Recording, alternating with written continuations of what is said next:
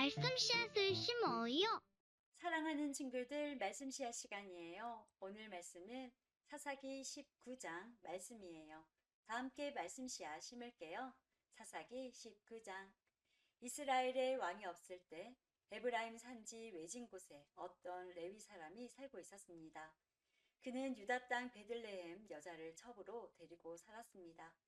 그러나 그 여자는 레위 사람에게 나쁜 짓을 저지른 후 레위 사람을 떠나 자기 아버지 집으로 도망쳤습니다. 그 집은 유다 땅 베들레헴에 있었는데 그 여자는 그곳에서 넉 달 동안 머물러 있었습니다.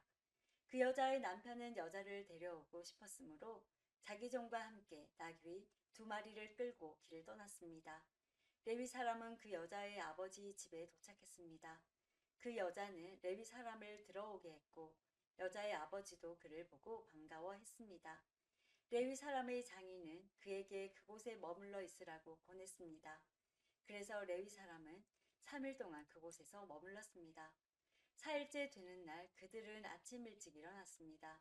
레위 사람은 떠날 준비를 했습니다. 여자의 아버지는 사위에게 말했습니다. 음식을 먹고 기운을 차린 후에 떠나게.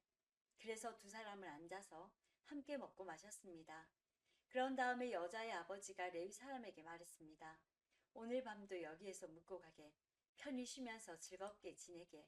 레위 사람은 일어나 가려고 하였습니다. 그러나 그의 장인이 그에게 묵어가라고 권했습니다. 그래서 레위 사람은 그날 밤도 그곳에서 지냈습니다. 5일째 되는 날 레위 사람은 아침 일찍 일어나 길을 떠나려 했습니다.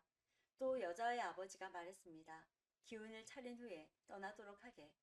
그래서 두 사람을 함께 먹었습니다. 그리고 나서 레위 사람은 그의 첩과 종을 데리고 떠나려 했습니다. 레위 사람의 장인은 말했습니다. 해가 저물어 가니 오늘 밤도 여기에서 묵으면서 즐기다 가게. 내일 아침 일찍 일어나 자네 집으로 떠나게. 그러나 레위 사람은 하룻밤을 더 지내고 싶지 않았습니다. 그래서 그는 일어나 나귀 2마리에 안장을 지우고 자기 여자와 함께 떠났습니다. 그들은 여부스 성 맞은편에 도착했습니다. 여부스는 예루살렘의 다른 이름입니다. 그들이 여부스 가까이에 도착했을 때 해가 저물어 가고 있었습니다. 종이 주인에게 말했습니다. 이 성으로 들어가 쉬어 갑시다. 이 성은 여부스 사람들의 성입니다. 오늘 밤은 이곳에서 지냅시다. 그러나 그의 주인이 말했습니다. 안 돼. 다른 민족들의 성에는 들어갈 수 없어. 이 사람들은 이스라엘 사람이 아니야. 우린 기브아 성까지 가야 해. 자, 기브아나 라마까지 가도록 하자. 오늘 밤은 그 두 성 중 어느 한 곳에서 지낼 수 있을 거야. 그래서 그들은 가던 길을 계속 갔습니다. 그들이 베냐민 지파의 성인 기브아에 가까이 이르렀을 때 해가 졌습니다. 그들은 기브아 성으로 들어가 그날 밤을 그곳에서 지내려고 했습니다. 그들은 성 안의 거리에 앉았습니다.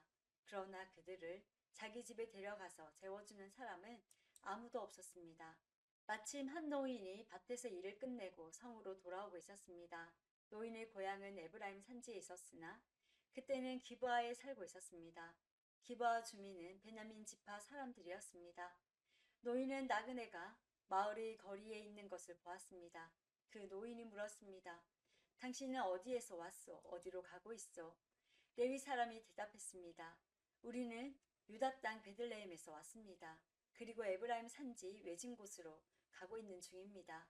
그런데 아무도 우리를 재워주려고 하지 않습니다. 우리는 나귀에게 먹일 먹이를 가지고 있습니다. 그리고 나와 저 젊은 여자와 내 종이 먹을 빵과 포도주도 갖고 있습니다. 우리에게는 부족한 것이 없습니다. 노인이 말했습니다. 걱정하지 마십시오. 당신이 필요한 것이 있으면 다 드리겠소. 이런 거리에서 밤을 지내지 마십시오. 노인은 레위 사람을 자기 집으로 데리고 갔습니다. 노인은 나귀들에게 먹을 것을 주었습니다. 레위 사람과 그의 젊은 여자는 그 노인의 집에 들어가 발을 씻고 먹고 마셨습니다. 그들이 평안히 쉬고 있을 때에 그 성의 사람들이 그 집을 둘러싸며 문을 두드렸습니다. 그들은 집주인인 노인에게 말했습니다. 당신 집에 온 사람을 끌고 나오시오. 우리가 그 사람을 강간해야겠소. 집주인이 밖으로 나가 그들에게 말했습니다. 여보시오. 그런 나쁜 일은 하지 마시오. 이 사람은 내 집에 온 손님이요. 그런 끔찍한 일은 하지 마시오. 자, 여기 내 딸이 있어. 내 딸은 아직 순결한 처녀요. 또 이 사람이 첩도 있어. 이 여자들을 밖으로 내볼 테니 당신들 좋을 대로 하시오. 제발 이 사람에게만은 그런 끔찍한 일을 하지 마시오.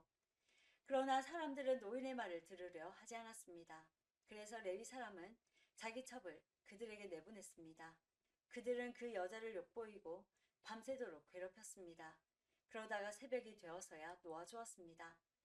여자는 자기 남편이 머무르고 있는 노인의 집으로 돌아와 문간에 쓰러졌습니다. 그리고 해가 뜰 때까지 거기에 누워 있었습니다. 아침이 되자 레위 사람은 자리에서 일어나 자기 길을 가려고 밖으로 나섰습니다. 그곳에는 자기의 첩이 문턱에 손을 걸친 채 문간에 쓰러져 있었습니다.